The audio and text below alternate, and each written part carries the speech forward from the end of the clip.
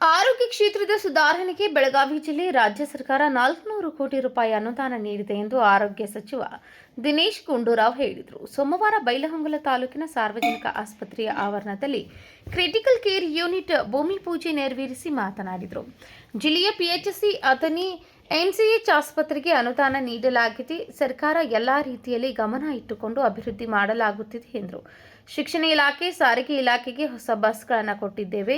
ಆದರೆ ವಿಪಕ್ಷಗಳು ನಮ್ಮ ಸರ್ಕಾರವನ್ನು ಟೀಕೆ ಮಾಡುವುದರಲ್ಲಿ ಕಾಲಹರಣ ಮಾಡುತ್ತಿವೆ. ರಾಜ್ಯದಲ್ಲಿ ತಲಾ ಉತ್ಪಾದನೆಯ ಶಕ್ತಿ ಹೆಚ್ಚಾಗಿದೆ. ನಮ್ಮ ಗೃಹಲಕ್ಷ್ಮಿ ಶಕ್ತಿ ಯೋಜನೆಯಿಂದ ಮಹಿಳೆಯರು ಆರ್ಥಿಕವಾಗಿ ಸಬಲ ಹೊಂದಿದ್ದಾರೆ. ಬಂಡವಾಳ ಹೂಡಿಕೆಯಲ್ಲಿ ಕರ್ನಾಟಕ ರಾಜ್ಯ ನಂಬರ್ 2 ಇದೆ. ಎಲ್ಲ ಯೋಜನೆಯ ಅನುಷ್ಠಾನದಿಂದ ಗ್ಯಾರಂಟಿ ಯೋಜನೆಗೆ ವರ್ಷಕ್ಕೆ 55,000 ಕೋಟಿ ಬೇಕು ಎಂದರು. ಪ್ರತಿಯೊಂದು ತಾಲೂಕಿನ ಆಸ್ಪತ್ರೆಗಳು ಇದೇ ರೀತಿ ಮಾದರಿಯಾದರೆ ಎಲ್ಲ ಕಡೆ ಆರೋಗ್ಯ ಸೇವೆ ಕೊಡಲು ಸುಲಭವಾಗುತ್ತದೆ. ಹಾಸಿಗೆ ಕ್ರಿಟಿಕಲ್ ಕೇರ್ ಯೂನಿಟ್ ಆರಂಭ ಮಾಡಿದರೆ ಯಶಸ್ವಿಯಾಗುವುದಿಲ್ಲ. ಜನರು ಇಲ್ಲಿ ಬಂದು ಸೇವೆ ಪಡೆಯಬೇಕು ಎಂದರು. ಎಲ್ಲ ಜನಪ್ರತಿನಿಧಿಗಳು ಜವಾಬ್ದಾರಿಯಿಂದ ಸರ್ಕಾರದ ಯೋಜನೆಯನ್ನು ಸದುಪಯೋಗ ಪಡೆದುಕೊಳ್ಳಬೇಕು.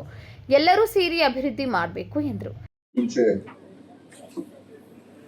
ಕಿತ್ತೂರು ರಾಣಿ ಚೆನ್ನಮ್ಮ ಅವರ ಐಕ್ಯ ಸ್ಥಳದ ಅತ್ಯಂತ ಶುಭಾರಂಭದ ಅಧ್ಯಕ್ಷತೆಯನ್ನು ವಹಿಸಿರುವ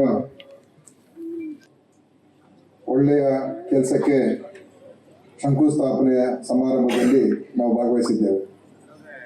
ಈಗಾಗಲೇ ನಮ್ಮ ಮಾಂತೇಶ್ ಅವರು ಮತ್ತು ಅದಕ್ಕಿಂತ ಪೂರ್ವದಲ್ಲಿ ಇಲ್ಲಿಯ ಮುಖ್ಯ ವೈದ್ಯಾಧಿಕಾರಿಗಳು ಕೂಡ ಈ ಆಸ್ಪತ್ರೆಯ ಒಂದು ಕೆಲಸ ಕಾರ್ಯಗಳ ಬಗ್ಗೆ ಅವರೆಲ್ಲ ಹೇಳಿದ್ದಾರೆ. ಅವರು ಹೇಳಿದಾಗೆ ಕರ್ನಾಟಕ ರಾಜ್ಯದಲ್ಲಿ ಅತ್ಯಂತ ಉತ್ತಮವಾದಂಥ ರೀತಿಯಾಗಿ ನಿರ್ವಹಣೆಯಾಗಿ ನಡೀತಾ ಇರ್ತಕ್ಕಂಥ ತಾಲೂಕು ಆಸ್ಪತ್ರೆಗಳಲ್ಲಿ ಮುಂಚೂಣಿಯಲ್ಲಿರ್ತಕ್ಕಂಥ ಆಸ್ಪತ್ರೆ ಅಂತ ಹೇಳಿದ್ರೆ ನಮ್ಮ ಬೈಲಹೊಂಗಲ ಆಸ್ಪತ್ರೆ ಅಂತ ಹೇಳೋದಕ್ಕೆ ನನಗೆ ಹೆಮ್ಮೆ ಆಗ್ತಾ ಇದೆ. ಅದಕ್ಕೆ ಕಾರಣಕರ್ತರಾದಂಥ ಎಲ್ರಿಗೂ, ಯಾಕಂದರೆ ಇದು ಒಬ್ಬರ ಕೆಲಸ ಅಲ್ಲ, ಶಾಸಕರ ಒಂದು ಆಶೀರ್ವಾದ ಬೆಂಬಲ ಇದ್ದೇ ಇದೆ. ಅದರ ಜೊತೆಯಲ್ಲಿ ಇಲ್ಲಿಯ ವೈದ್ಯರು, ಇಲ್ಲಿಯ ಶುಶ್ರೂಷಕರು, ಇಲ್ಲಿಯ ತಂತ್ರಜ್ಞರು, ಇಲ್ಲಿಯ ಸಿಬ್ಬಂದಿಯವರು ಎಲ್ಲರೂ ಸೇರಿ ಒಗ್ಗಟ್ಟಾಗಿ ಈ ಒಂದು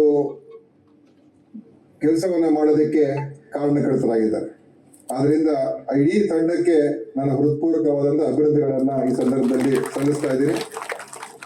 ಈ ರೀತಿಯಾಗಿ ಪ್ರತಿಯೊಂದು ತಾಲೂಕಿನ ಆಸ್ಪತ್ರೆ ಇದೇ ರೀತಿಯಾಗಿ ನಿರ್ವಹಣೆ ಆದರೆ ಬಹುಶಃ ನಮ್ಮ ರಾಜ್ಯದ ಆರೋಗ್ಯದ ಒಂದು ಈ ವಿಷಯದಲ್ಲಿ ಬಹಳಷ್ಟು ಸಮಸ್ಯೆಗಳಿಗೆ ಸ್ಪಂದನೆ ಸಿಕ್ಕುವಂಥದ್ದು ಆಗ್ತದೆ.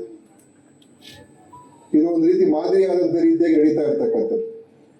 ಆದ್ರಿಂದ ಇವತ್ತು ಇದನ್ನು ಇನ್ನೂ ಮೇಲ್ದರ್ಜೆಗೆ ಏರಿಸಬೇಕು ಅಂತ ಆ ಕಾರಣದಿಂದ, ಯಾಕೆಂದ್ರೆ ಈ 50 ಹಾಸಿಗೆಯ ಏನು ತೀವ್ರ ನಿಗಾ ಘಟಕವನ್ನ ನಾವು ಇವತ್ತು ನೀಡ್ತಾ ಇದ್ದೇವೆ. ಇದು ಕೇವಲ ಕಟ್ಟಡ ನಿರ್ಮಾಣ ಮಾಡಿದ್ರೆ ಪ್ರಯೋಜನ ಆಗಲ್ಲ. ಈಗಾಗಲೇ ಮಾಂತೇಶ್ವರ್ ಹೇಳಿದ್ರು, 3 ಕಡೆ MCH ಒಂದೇ ಸಮನೆ ಸ್ಯಾಂಕ್ಷನ್ ಆಗಿತ್ತು. ಅದರಲ್ಲಿ ಇದು ಕಾರ್ಯಾರಂಭ ಆಗಿ ಈಗಾಗಲೇ ಬಹುಶಃ 1 ವರ್ಷ ಹೆಚ್ಚು ಹತ್ತತ್ರ ಆಗಿದೆ ಅಲ್ವಾ ಮಾಂತೇಶ್ವರ? 1 ವರ್ಷ ಹತ್ತತ್ರ ಆಗಿದೆ. ಇನ್ನು ಉಳಿದ 2 MCHಗಳು ಇನ್ನೂ ಕೂಡ ಕಾರ್ಯಾರಂಭ ಆಗಿಲ್ಲ.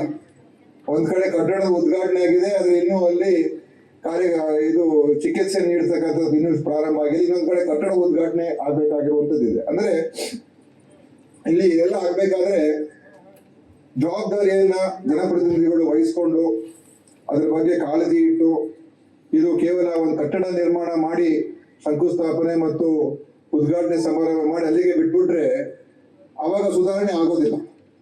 ನಮ್ಮ ಸರ್ಕಾರಿ ವ್ಯವಸ್ಥೆಯಲ್ಲಿ ಯಾವುದೇ ಒಂದು ಕೆಲಸ ಚೆನ್ನಾಗಿ ಆಗ್ಬೇಕಾದ್ರೆ ಎಲ್ಲ ಕಡೆಯಿಂದನೂ ಕೂಡ ಒಂದು ಜವಾಬ್ದಾರಿ ಹೊಣೆಗಾರಿಕೆ ಇದ್ರೆ ಮಾತ್ರ ಸಾಧ್ಯ.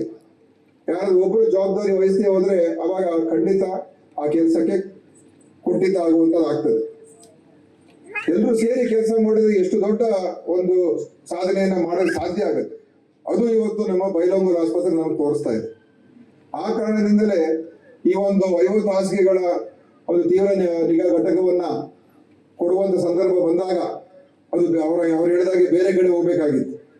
ಆದ್ರೆ ಬಹುಶಃ ಬೇರೆ ಕಡೆ ಕೊಟ್ಟಿದ್ದಿದ್ರೆ ಅದು ಇಷ್ಟೊಂದು ಪ್ರಯೋಜನ ಆಗ್ತಾ ಇರಲಿಲ್ಲ. ಆದ್ರೆ ಬೈಲಹೊಂಗಲಕ್ಕೆ ಬಂದಿರೋದ್ರಿಂದ ಅದು ಎಲ್ಲ ರೀತಿಯಾಗಿ ಜನರಿಗೆ ಅನುಕೂಲ ಆಗುವಂತ ಒಂದು ಪ್ರಯೋಜನಕ್ಕೆ ತಗೊಳ್ತಕ್ಕಂಥ ಸಾಧ್ಯತೆ ಇದೆ. ಯಾಕಂದ್ರೆ ಇಲ್ಲಿ ಆ ತರ ಒಂದು ಕಮಿಟ್ಮೆಂಟ್ ಇದೆ.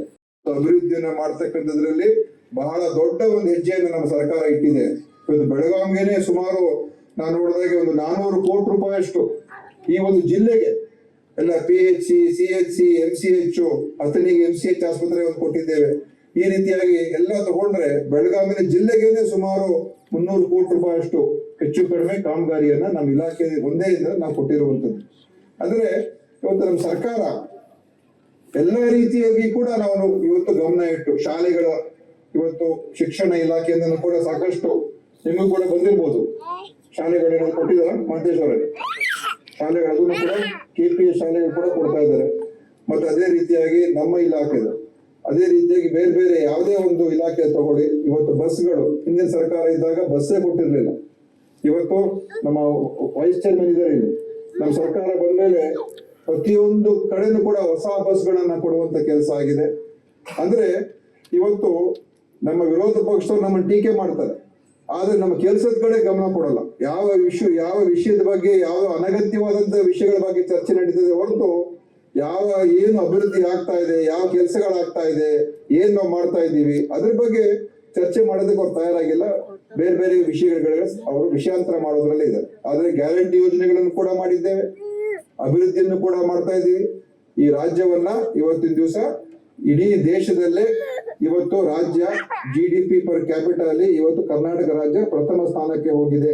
ನಂಬರ್ 1 ರಾಜ್ಯ ಆಗಿದ್ದೀವಿ ಪರ್ ಕ್ಯಾಪಿಟಲ್ ಅಂದ್ರೆ ಇಲ್ಲಿ ಉತ್ಪಾದನೆ ಶಕ್ತಿ ಹೆಚ್ಚಾಗಿದೆ, ತಲಾ ಉತ್ಪಾದನೆ ಶಕ್ತಿ ಹೆಚ್ಚಾಗಿದೆ. ಪ್ರತಿಯೊಬ್ಬ ವ್ಯಕ್ತಿ ಕೂಡ ಇವತ್ತು ಕಾಂಟ್ರಿಬ್ಯೂಟ್ ಮಾಡ್ತಾ ಇದ್ದಾರೆ, ಕೆಲಸ ಮಾಡ್ತಾ ಇದ್ದಾರೆ, ಹೊರಗೆ ಬರ್ತಾ ಇದ್ದಾರೆ, ಉದ್ದಿಮೆ ಮಾಡ್ತಾ ಇದ್ದಾರೆ. ಇವತ್ತು ನಮ್ಮ ಎಲ್ಲ ಯೋಜನೆಗಳು, ಈ ಗೃಹಲಕ್ಷ್ಮಿ, ಶಕ್ತಿ ಯೋಜನೆ ಎಲ್ಲ ಇದರಿಂದ ಏನಾಗಿದೆ, ಹೆಚ್ಚು ಮಹಿಳೆಯರು ಹೊರಗಡೆ ಬಂದು ಅವರು ಕೂಡ ಓಡಾಡೋದಕ್ಕೆ, ಕೆಲಸ ಮಾಡೋದಕ್ಕೆ ಅವ್ರಿಗೊಂದು ಶಕ್ತಿಯನ್ನು ಕೂಡ ಕೊಡುವಂತ ಕೆಲಸಗಳಾಗಿದೆ. ಮತ್ತು ಬಂಡವಾಳ ಹೂಡಿಕೆಯಲ್ಲಿ ಇವತ್ತು ಎಲ್ಲ ಕಡೆಯಿಂದ ನಮ್ಮ ಕರ್ನಾಟಕ ಇವತ್ತು ನಂಬರ್ 2 ಈ ದೇಶದಲ್ಲಿ ಹೆಚ್ಚು ಬಂಡವಾಳ ಹೂಡಿಕೆ ಆಗ್ತಾ ಇರ್ತಕ್ಕಂಥ ಒಂದು ರಾಜ್ಯ ಕರ್ನಾಟಕ 2ನೇ ಸ್ಥಾನದಲ್ಲಿದೆ. ಇದೆಲ್ಲ ಆಗ್ಬೇಕಾದ್ರೆ ಸುಮ್ಮನೆ ಆಗೋದಿಲ್ಲ ತಾನೆ, ಅಥವಾ ಮ್ಯಾಜಿಕ್ ಇಂದ ಆಗೋದಿಲ್ಲ ತಾನೆ. ಇದು ಈ ಕೆಲಸ ಮಾಡ್ತಾ ಕಾರ್ಯಕ್ರಮಗಳು ಕೊಡ್ತಾ ಇರೋದ್ರಿಂದ, ಯೋಜನೆ ಕೊಡ್ತಾ ಇರೋದ್ರಿಂದ, ಅನುಷ್ಠಾನ ಆಗ್ತಾ ಇರೋದ್ರಿಂದ ಇವತ್ತು ಆ ಒಂದು ಅದರಿಂದ ಇವತ್ತು ಇದೆಲ್ಲ ಬೆಳವಣಿಗೆ ನಮ್ಮ ರಾಜ್ಯದಲ್ಲಿ ಇವತ್ತು ಆಗ್ತಾ ಇರೋದು. ಬಡತನ ಹೋಗ್ಲಾಡಿಸೋದಕ್ಕೆ, ಸಾಮಾಜಿಕ ನ್ಯಾಯ ಕೊಡೋದಕ್ಕೆ ಇವತ್ತು ನಮ್ಮ ಸರ್ಕಾರ ಇವತ್ತು ಮಾಡಿರ್ತಕ್ಕಂಥ ಒಂದು ಯೋಜನೆಗಳು ಬಹುಶಃ ಯಾರು ಕೂಡ ಯೋಚನೆ ಮಾಡಿರ್ಲಿಲ್ಲ. ಈ ಗ್ಯಾರಂಟಿ ಯೋಜನೆಗಳಿಗೆ ವರ್ಷಕ್ಕೆ 55,000 ಕೋಟಿ ರೂಪಾಯಿ ಬೇಕು. ಮತ್ತು ನೇರವಾಗಿ ಜನರ ಅಕೌಂಟ್ಗೆ ದುಡ್ಡು ಹೋಗ್ತದೆ, ನೇರವಾಗಿ ಸಹಾಯ ಆಗುವಂಥದ್ದು, ಯಾರ ಮಧ್ಯಸ್ಥಿಕೆ ಇಲ್ಲ. ಶಾಸಕರಾದ ಮಹಾಂತೇಶ್ ಕವಜಲ್ಗಿ, ಬಾಬಾ ಸಾಹೇಬ್ ಪಾಟೀಲ್, ವಿನಯ್ ನಾವಲ್ಗಟ್ಟಿ, ಜಿಲ್ಲಾ ಆರೋಗ್ಯ ಇಲಾಖೆಯ ಅಧಿಕಾರಿ ಗಡಾದ್ ಸೇರಿದಂತೆ ಇನ್ನಿತರರು ಉಪಸ್ಥಿತರಿದ್ದರು. Basavaraj Dodmani, KMM news, Bailhongal.